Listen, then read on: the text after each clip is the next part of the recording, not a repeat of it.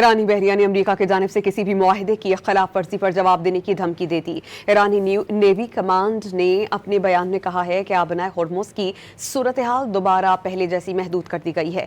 بیان میں یہ بھی کہا گیا کہ ایسا جب تک ہی رہے گا جب تک ایران سے آنے اور جانے والے جہازوں کی نقل و حرکت کو خطرات لاحق رہتے ہیں۔ آبنائے ہرمز کی حیثیت اسی طرح محدود رہے گی۔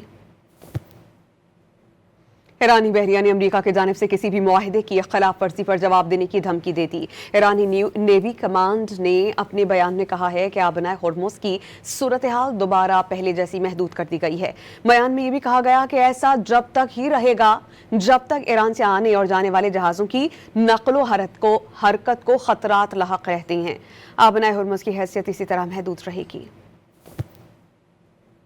ایرانی بحریہ نے امریکہ کی جانب سے کسی بھی معاہدے کی خلاف ورزی پر جواب دینے کی دھمکی دے دی۔ ایرانی نیوی کمانڈ نے اپنے بیان میں کہا ہے کہ آبنائے ہرمز کی صورتحال دوبارہ پہلے جیسی محدود کر دی گئی ہے۔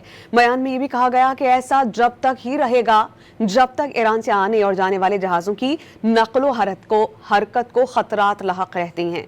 آبنائے ہرمز کی حیثیت اسی طرح محدود رہے گی۔